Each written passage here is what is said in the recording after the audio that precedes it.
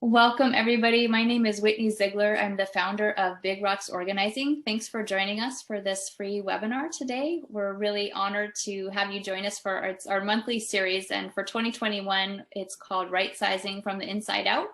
So we started talking about our goals and our values at the very beginning of the year, and now we're kind of working outwards. And this month, we're talking about right-sizing our relationships.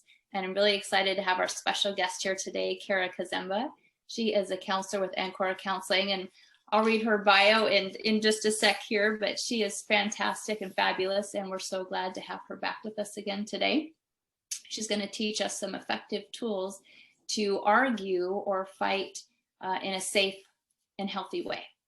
So really excited for that, especially for those of us who maybe try to avoid conflict at all costs, such as myself. So Kara began her career with a focus on early childhood trauma and attachment after graduating from California State University in Sacramento with a master's degree in social work.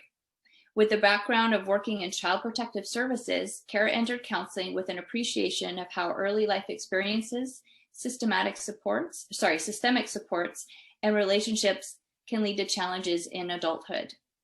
A Washington native, Kara has lived in Oregon for the past 8 years. She now calls the Hillsboro community her home and lives with her partner, 3 children, a rambunctious border collie, and an undetermined number of chickens. In her free time, music, cooking for others, being outdoors, and being around animals replenishes her stores. Very honored to introduce you to Kara Kazemba. Thanks for being here, Kara. Thank you so much for having me. Oh man. All right, and big exciting news is my business is now called Ancora Wellness. So I am branching out beyond counseling and offering some additional wellness supports, because sometimes we need to talk about our problems and sometimes we need a really good massage. So if you're interested in that piece of it, I'm happy to put my contact information in the chat later. But let's get started for today. I'm super passionate about this topic. It's one of my favorite things to work with clients on. So let's get going. All right. I always cringe when other people ask this, but can you see my screen? We've been doing this for a while now, so I'm pretty sure I got it. But I will be talking today about right-sizing your relationships. And the first thing that comes to mind with this is people thinking romantic relationships. I'm going to be talking about all kinds of relationships, because boundaries and hard conversations need to happen in other realms of our lives, not just with our romantic partners. It happens with our kids, at our workplace, with our family, even with our best friends. Come on. Here we go. So Whitney went into my background a little bit. I am a licensed clinical social worker, and I own a holistic health center located in the downtown Hillsboro area. I do like to say I'm not a couples counselor, right? Because I talk about relationships so often, people want to come in with their partners and with their family. But I do specialize in people bringing the best possible selves into their relationships by teaching communication, exploring attachment patterns, all of that good stuff. I do want to know a little bit about who I'm chatting with. I know some of you from networking, but share your name if it's applicable, your business name. And since we're talking about relationships, I thought it would be fun to hear, who was your first childhood love? Mine was a boy by the name of Derek Davis, and we got married in kindergarten by the hot plate, which I feel like dates me because we'd never let kids near a hot plate anymore, but I'm fine with it. I don't know what happened to Derek Davis, but I think about him often. So if anyone wants to share, go for it. If you don't want to share, that's totally fine too. Just kind of go for it, or Minda or Whitney, you can help me out with calling on people. Yeah, I'm happy to call on someone after I tell you about Billy, my next door, friend when I was 4 years old, and he's a redhead, and you may like redheads. Stacy? Oh, it looks like Bill has his hand up. Yeah, it's appropriate because of what you just said. So Bill Cohen Caregiving Support, and mine would be Debbie, who I'm still friends with, and she can still call me Billy because she was my first crush. Cute. I'm going to call you Billy from now on. only family other than her. Anyone else? Remy says he doesn't remember who his first love was. Oh, Maybe your somebody second. called on me. Yeah. Stacy. Sorry. Yeah, Stacy Adaki Stein with Tu Lugar at Transaction Realty Northwest. And I, according to my mom, my very first love was Jacob Brown. And I was 3 and he was 5. And I have pictures of us like hanging out together. So he is real. My mom didn't make him up, but apparently we were totally in love with each other. But then he had to move away. So Lost love. I know. Anyone else? I'm willing to go next. My name is Sarah Gom, and my company's New Chapter Transitions. And I was boy crazy pretty early on. I had a mad crush on a boy who was in 4th grade, and I was in kindergarten, and his name was Danny Thomas. You respected experience and wisdom. That's right. Any Always gone for the older man. I was going to say, any relation to the Danny Thomas, was he an actor? Yeah, no, Yeah. this is a different. That would have been a huge age gap. But no. No, but I mean, he could have been the son, grandson, great-great-grandson, you know? And I saw Valerie unmute herself. Yeah, that's me. Always stepping on somebody else's words. Yeah, I'm Valerie Kirkus, and I work at Procore Technologies. It's a construction software company. It seems like you are all in some sort of recovery service or service to other people, but yeah, I just support software. But yeah, my first love was in 1st grade. Thomas Macaulay. He chased me on the playground, and I ran into a swing set and chipped my tooth. Oh no. And it remained chipped, reminding me of Thomas Macaulay for many, many years afterwards. It's fixed now. That is a great story. It was not fun. Oh my goodness. Well, continuing on the theme of Thomas's, my first crush was Thomas Polton. That was in the 2nd grade. But then I also realized later on that I was in love with my best friend. I didn't know that I was gay back then. So I'll say her as well. So yeah. Lovely. Well, now that I'm parked, my name is Jen. I'm a PSW for my son, but I also have a business called Growing Strong, which is an online business. But I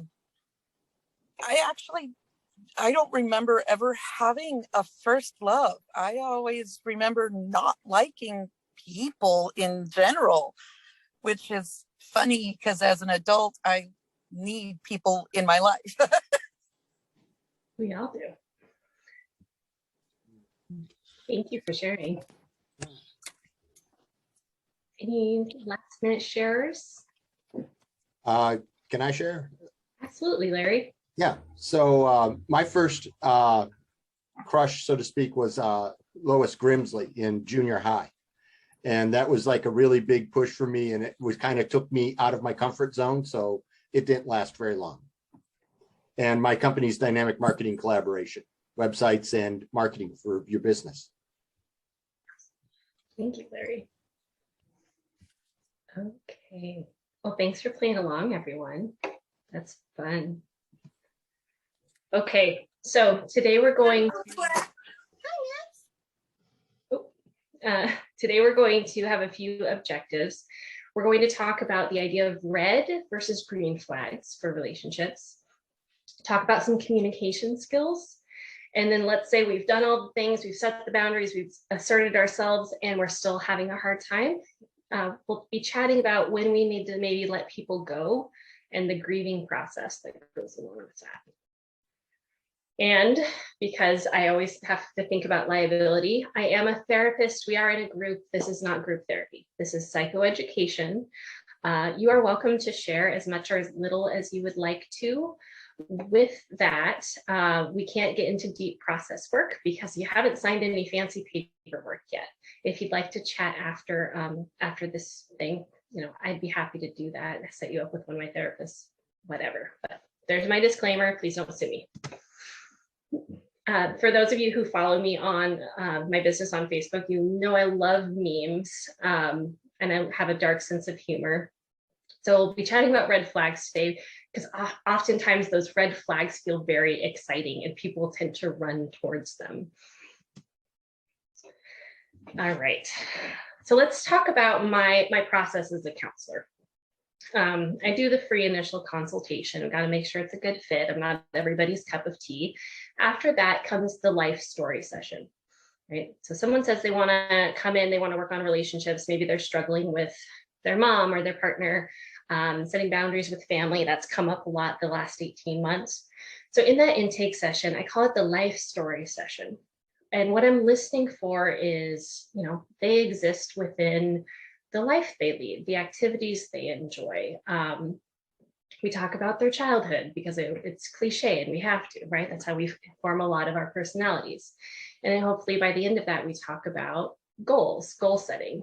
Some people talk to me pretty regularly as kind of a brain massage. Other people have very concrete things that they would like to work on in our therapeutic relationship.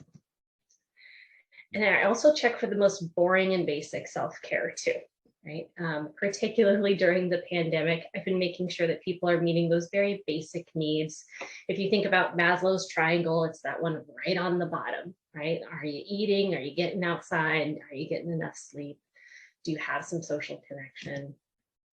And I listen for what makes them who they are, right? So this is an example of me. So if I were a client, I would talk about it.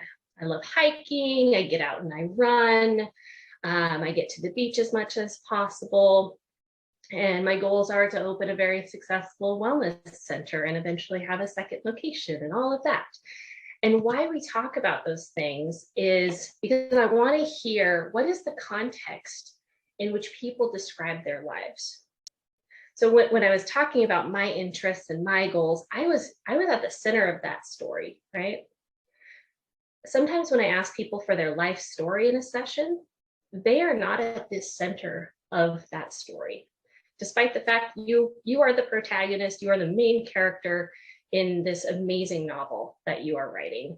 But sometimes people craft their intake session around what their partner says they need, or they talk about work for 90 minutes, or they only talk about their family and we never get to who they are. So I'm really listening for, yes, all aspects of their lives, but I'm also listening for that red flag of who's at the center of this story, and hopefully it's the client.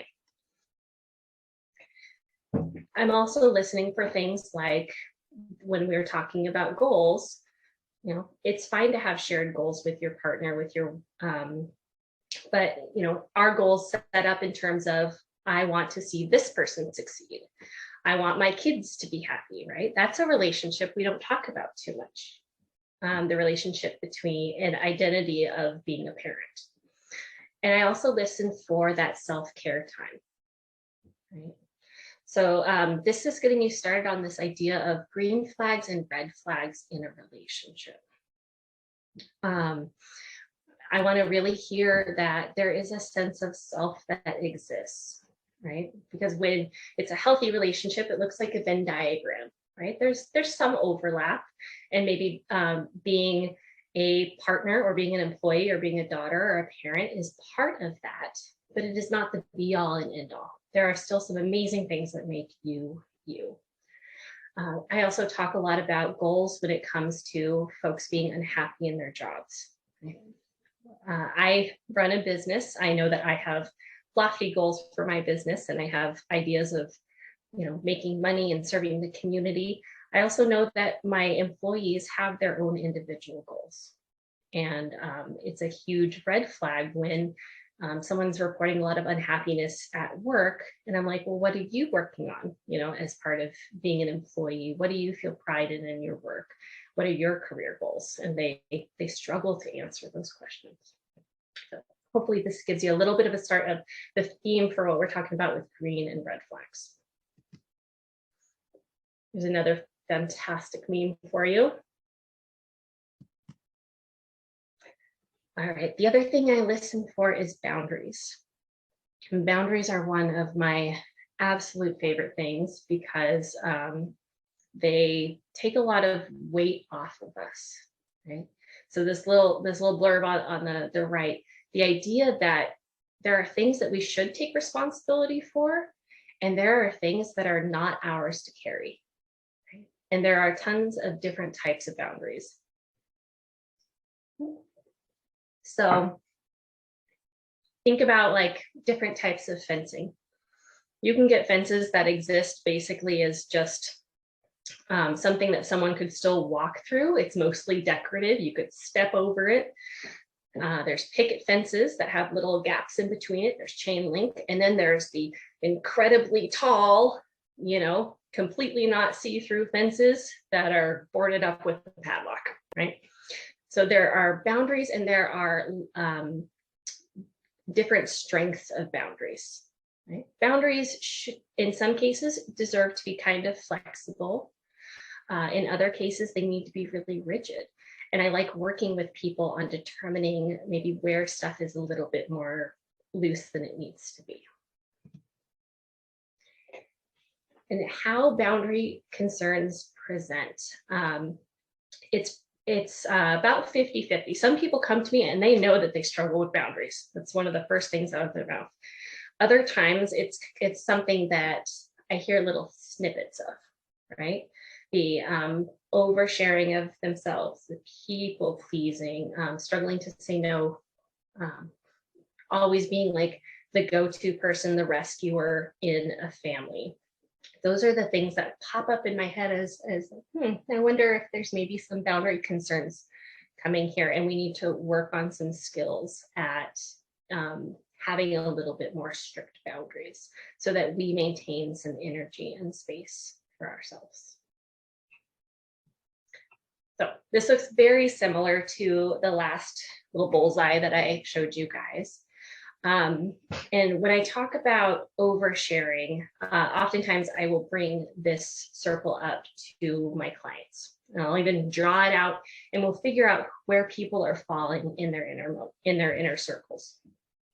When someone struggles with something like oversharing, oftentimes people are crammed into that inner circle, right? They're telling their handyman their whole life story, despite the fact, one, this guy doesn't know you. This guy also didn't consent to hearing maybe some stuff that he doesn't want to know. And he hasn't built that trust. Right? So trust is an idea that I share with my folks, because your story is really sacred and people should earn the right to know your story and be in your life, right? There is a process to that. Obviously you don't know right off the get-go if someone's going to be your best friend or come into that innermost circle. So you build up to it, right? You give little tidbits, you give greater degrees of responsibility. So, I might trust someone to pick up my mail a little bit sooner than I would to watch my dog, right? Maybe they build up to watching Baxter for me because, he's a very important aspect of my life. So when I draw this out with people, we figure out, okay, based on what you feel comfortable sharing with people, where do people deserve to be in these rings? And based on these rings, what level of trust do you have, both with your information as well as asks in your life, right? Who would be your emergency contact at the hospital?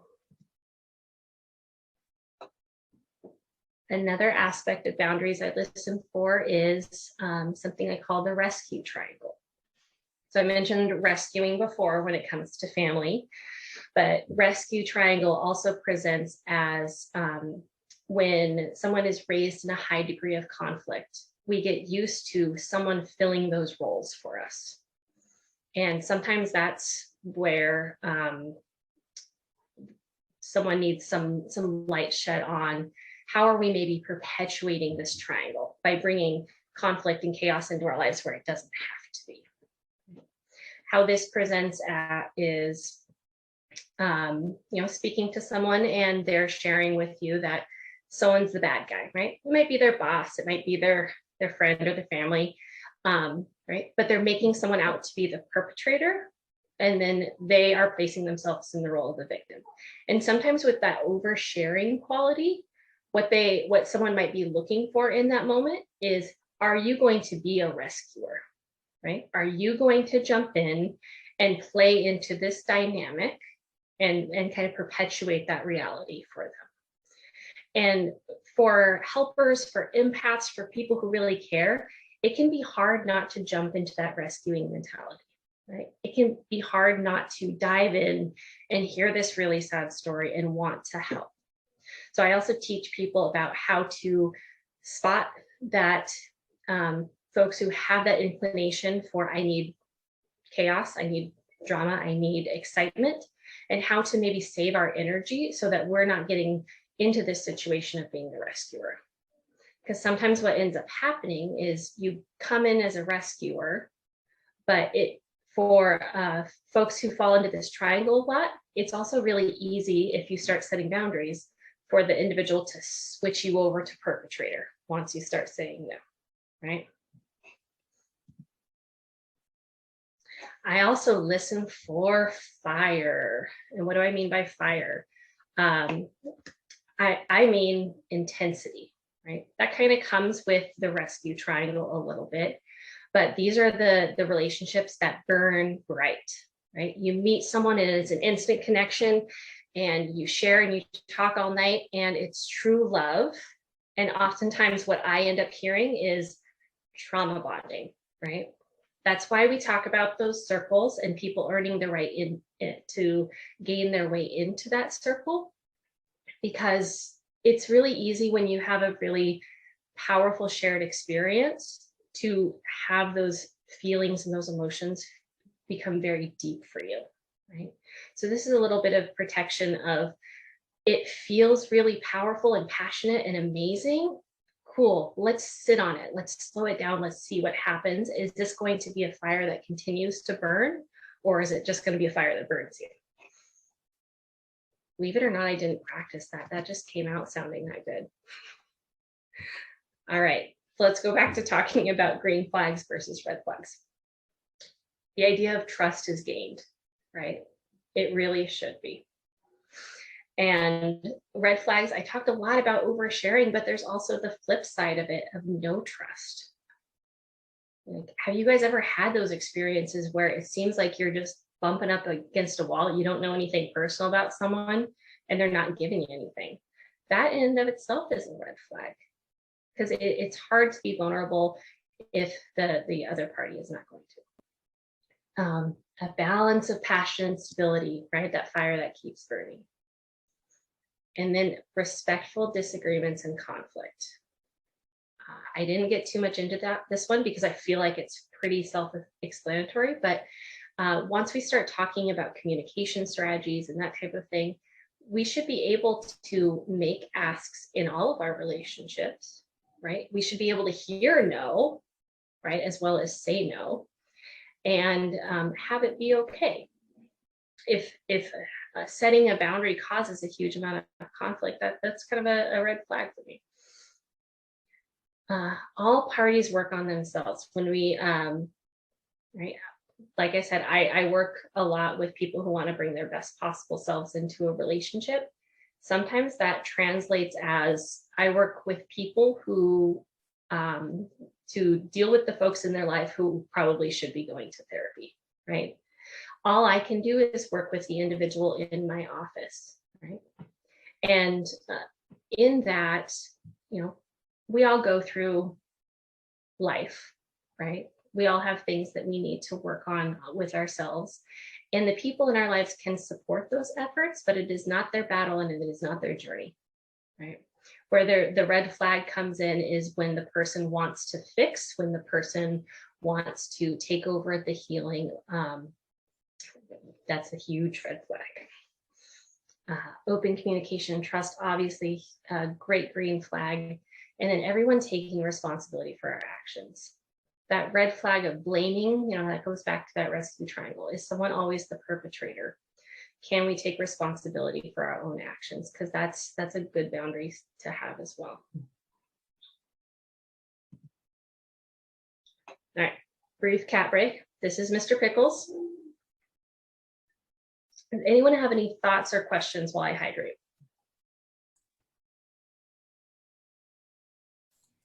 Sarah says she loves his name, and I was just thinking Mr. Pickles is not in your bio. You might feel left out. He's not. If I listed all my animals in my bio, though, it would be a little obscene, to be honest. I'm going to be researching the parentified children. Parentified children, yeah. Parentified children. That's very interesting. Yeah, that parentified kids oftentimes grow up to be very people pleasing. They are the ones that have to fix it. They maybe struggled as a kid to act like a kid. So as an adult, maybe they struggle to be playful. They struggle to ask for what they need because they didn't have a parent fulfilling their needs. They just took care of it on their own and then took care of everyone else's needs too. It's a very interesting area to delve into. Oh, can I say something? For sure. I'm reacting to the comment with the cat business because I volunteer at Animal Aid with cats, but I'm much more of a dog person. And where am I going with this? And I guess I consider myself more dog-like.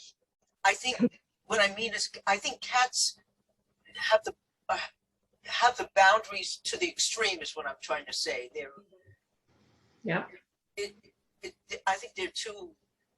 For them, I'm generalizing. Some cats are very, cuddly and sweet, but I think that for me they're like too aloof, and I don't know if I'm making sense. Well, Mr. Pickles in particular, he loves his people, but it's on his terms, right? And that's kind of how I imagine his boundaries is, he will let you know when he's done, right? Yeah. He's very cute, Mr. Pickles. Thank you. I think so too. Right. We have a raised hand from Jennifer. Jennifer. Hi. So talking about the parentified kids, what if it's the kids that are trying to take over the parenting when the parent is trying to do the parenting, but the parent doesn't understand their own boundaries due to boundaries having been broken down because of childhood traumas. Sounds like we're talking about breaking some generational cycles here. So I will say, like, one, I'm not a child therapist nor an expert on parenting.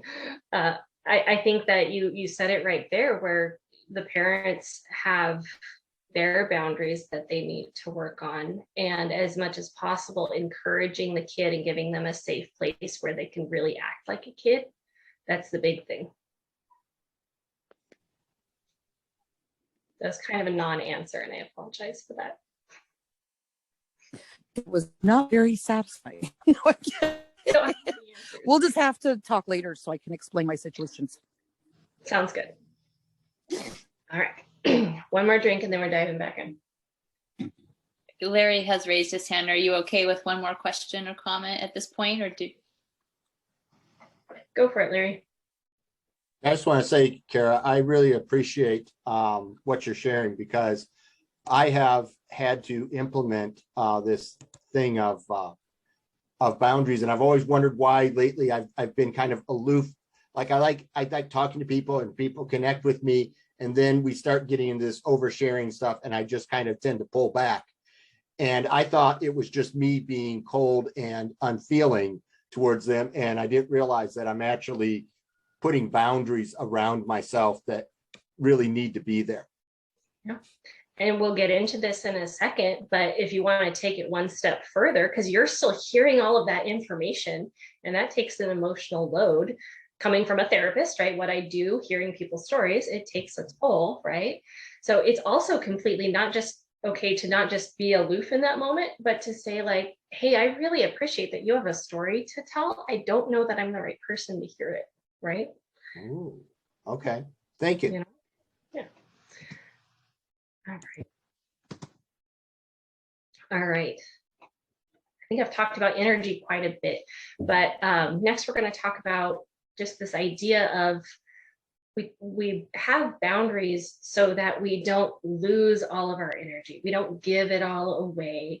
And we also want to make sure that there's something coming back into our system as well. And I put a little note on here because sometimes it happens. This is not scorekeeping.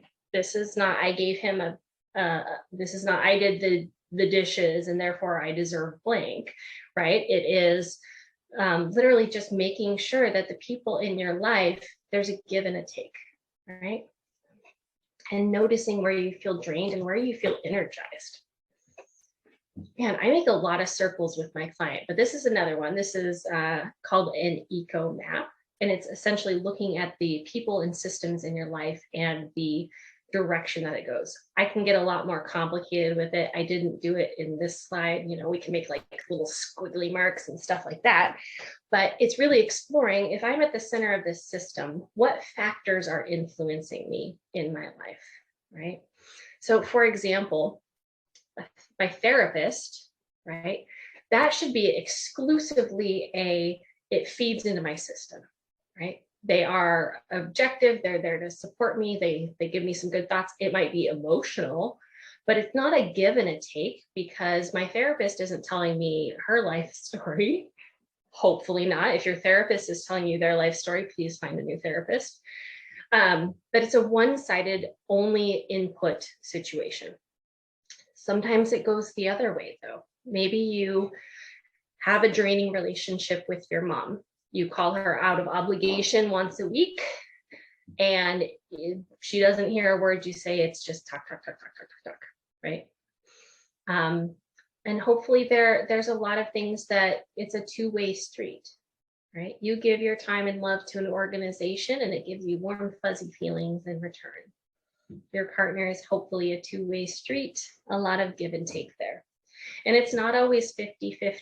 That's the other thing I talk about, right? It goes back to that scorekeeping thing.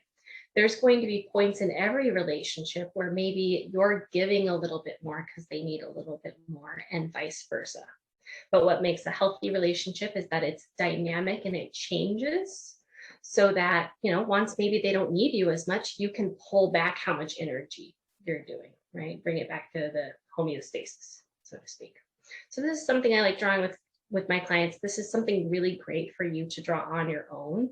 And there are so many other systems that you can think of that I didn't even put on here, right? Like your church, your social media, the people that you follow, the political stuff that you're involved in, like how do those things fuel your system or deplete it?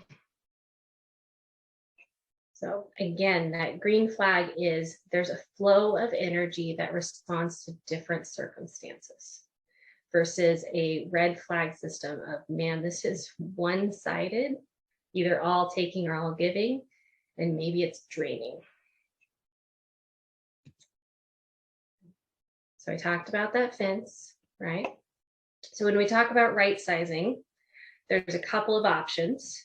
And I never go right to let's just cut people out because there are ways that we can work to correct boundaries.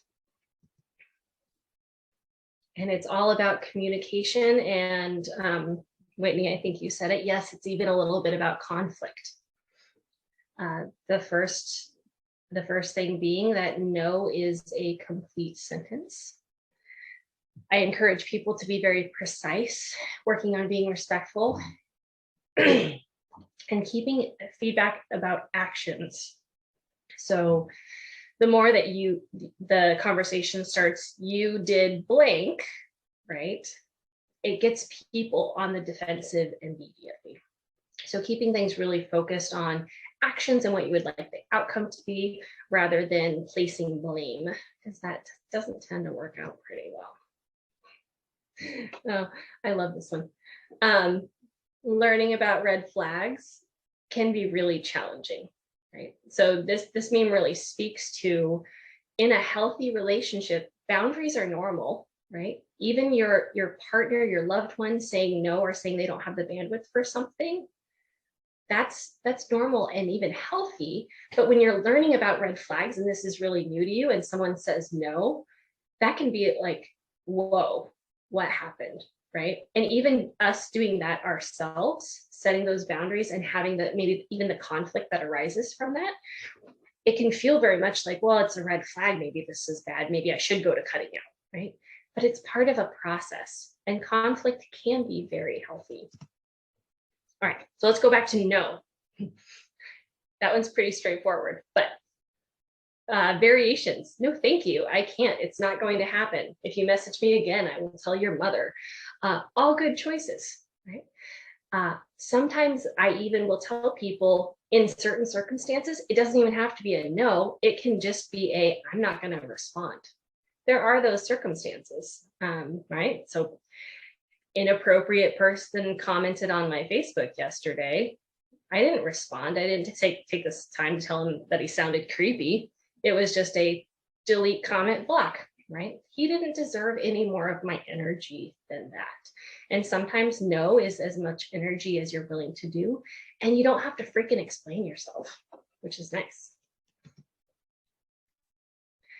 All right, this is the really cliche one, right? I think whenever we talk about couples counseling, we talk about I feel statements, but they have a lot of validity, because so often we get bogged down in our thoughts versus our feelings, right? I feel like I am the only one doing anything with the kids. That's a thought. So how do you really feel? I feel disrespected. I feel, maybe taken for granted. Like, what is the true feeling behind this? So step one with this is really teaching people to tune into what their feelings are. I have a beautiful, colorful feeling wheel that I will talk to people about, because it's a lot more than happy, sad, mad. So I feel blank when blank. And that when blank is challenging because you have to avoid that word you. I feel blank when I feel upset when I see dishes in the sink, right? You're not saying who left the dishes there. And then you're talking about what you want in the future, right? And I'm going to be getting to another tidbit that's helpful for this, but just practicing that I feel statement and what you would like to see instead, right? So often we don't let people know what it would mean to us if they honor our request. That's huge, right? So make sure you're honoring what you really need and what you're really feeling. And this is my favorite skill. This is what I want taught in high school, or let's go earlier, middle school, whenever they start teaching acronyms. So this is Dear Man. And it's probably the best tool I've found for asking for what you need or setting a boundary. And I typically encourage people to practice this ahead of time if they have the ability to do so. And the reason why is because this last one that I'll get to, that has a little bit about negotiating, right? If you're practicing ahead of time, you can also decide how important is this ask for me and where am I willing to give a little bit. And I'll get a little bit more into that in a second. So the D stands for describe, and that is describe the situation as if a fly on the wall was doing it. This is not your time to add flavor. This is very objective. I came home from work and there were dishes in the sink. Accurate, right? Anyone could look to see dishes in the sink. That is very different from I came home from work and the kitchen is a freaking disaster, right? One definitely sets a different tone and gets people like ready. Like, here we are, we're gearing up for a fight, right? And then the E is express. So I came home from work, there were dishes in the sink, and I felt overwhelmed, right? That's fair. You're tired from a day of work. This is where you put your feeling word in. And then the A is assert. This is where you make your ask. And the ask is always about the outcome, not necessarily about the person's behavior, right? So again, avoiding that you statement, I want you to do the dishes. It would be great if we could all,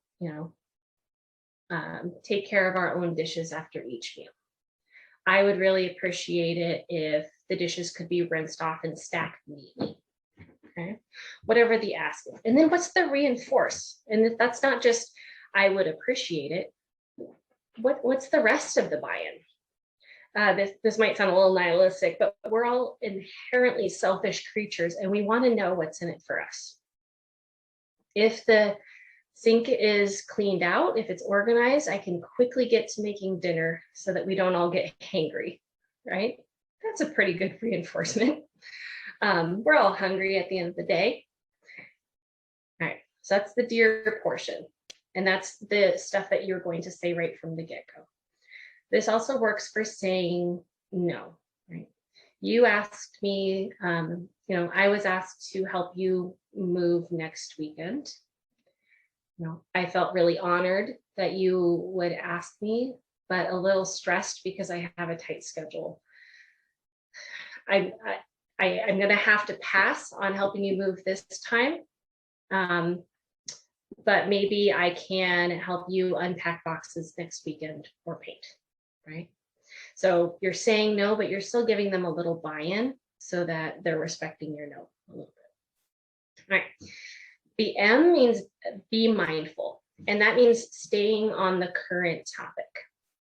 If you're bringing up the dishes, this is not the time to also say, and by the way, the trash can is still on the curb, right? Stick to one argument. The biggest conflicts I've heard is when people, do the replay, right? They bring up old arguments, they bring up tertiary argument. Stay on one fight. And I say that with kindness, right?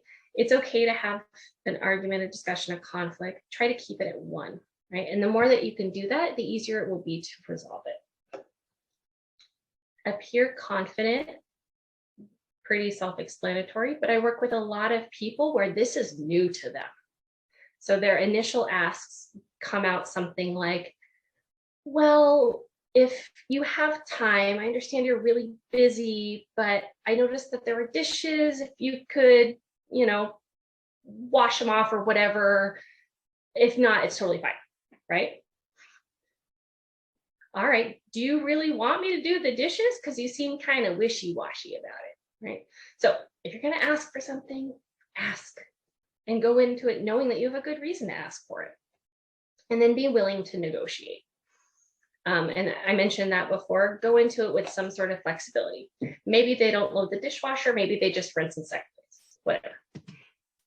And it's okay if you don't want to negotiate. That is also fine. There are certain things, particularly when they line up to our values, negotiating is not an option. No. I did Dear Man for Baxter. He wants ear scratchies. So there's a little example of that. That's my dog.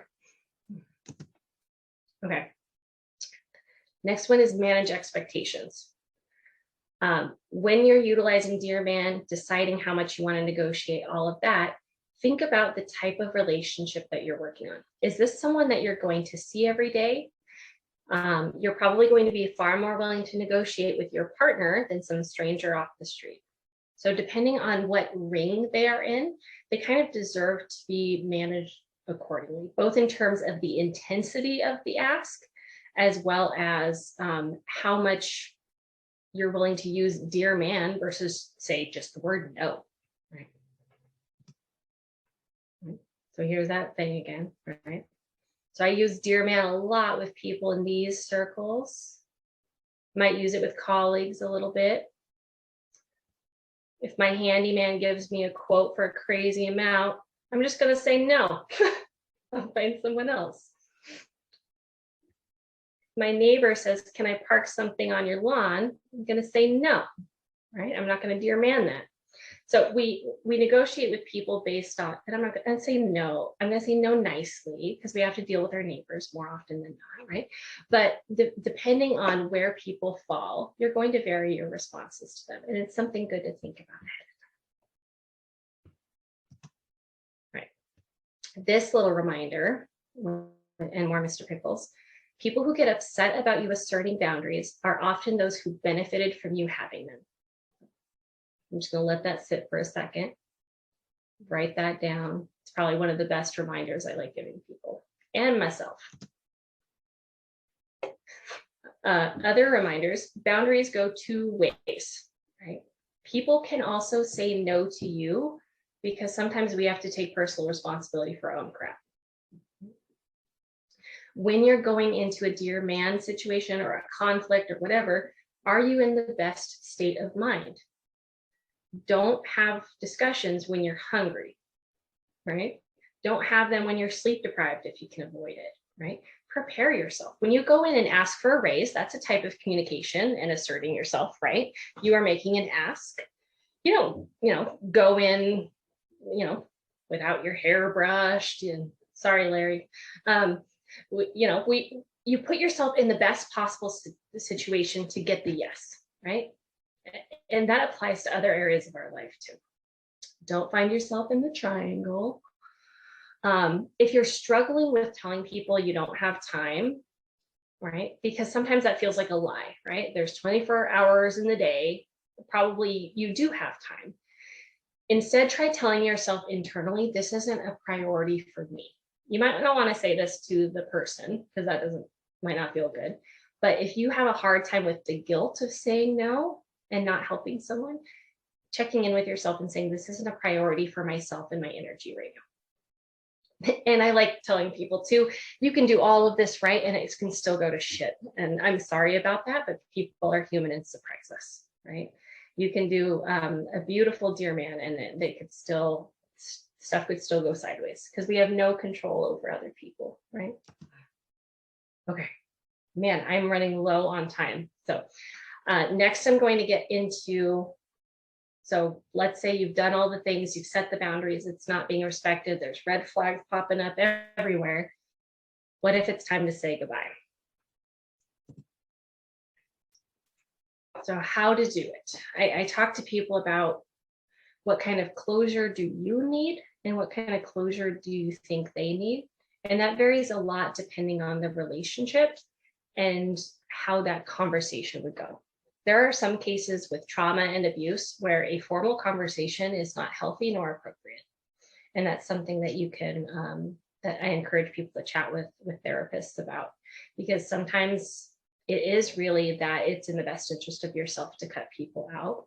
And maybe you feel like you need that, I hate to say it, last word, but sometimes that does a little bit more harm than good.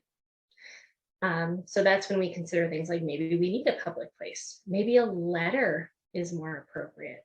And unfortunately, in some cases, ghosting might be the best option. Understanding that it is a process, right? Particularly if your lives have been intertwined for a very long time, it might be a bit to disentangle.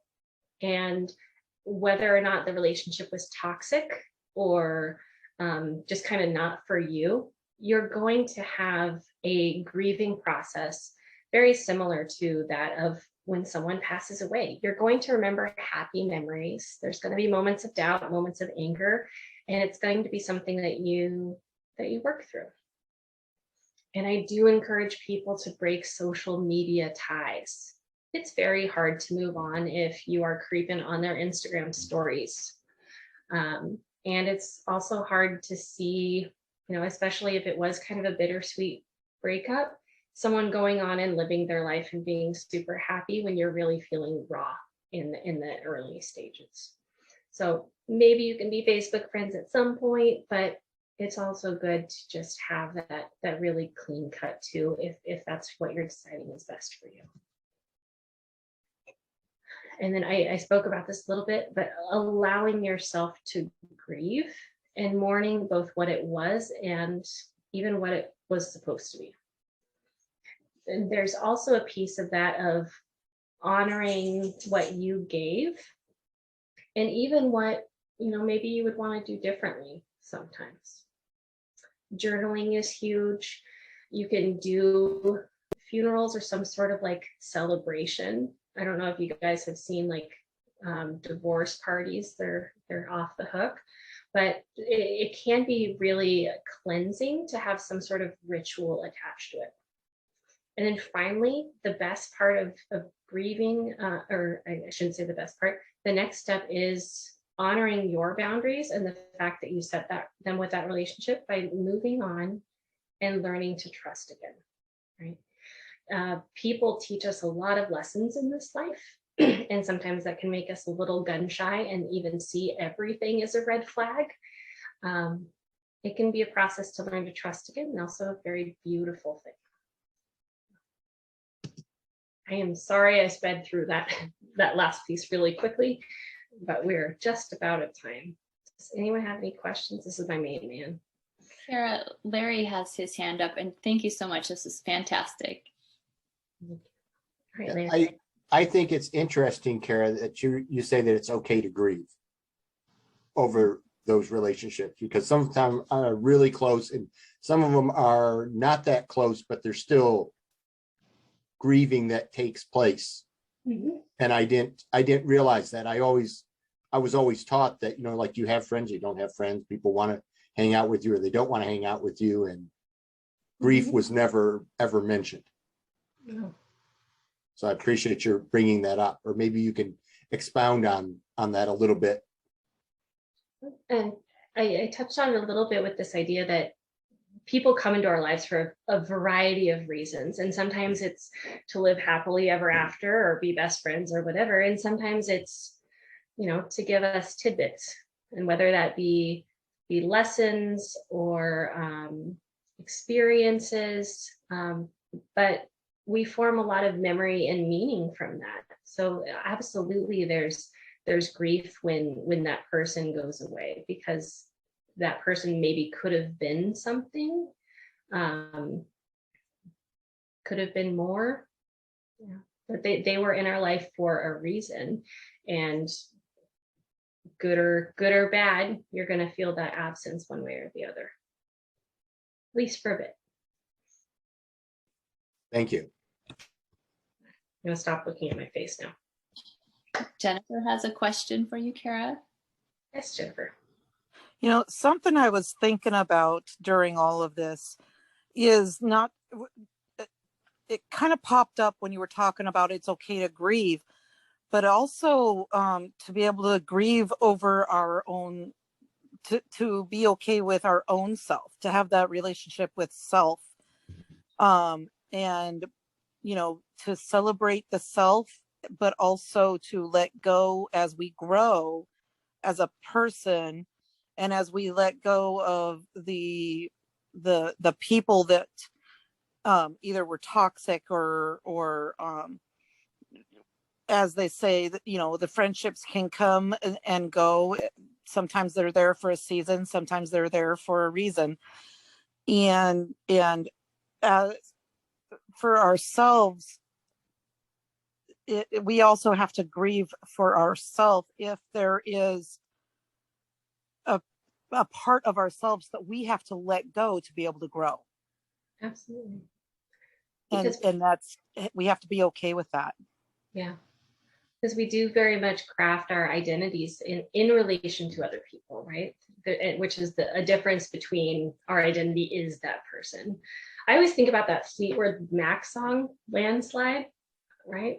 And when people are a part of our lives and we become, like I'm, my kid's mom, I am someone's daughter, I am someone's partner.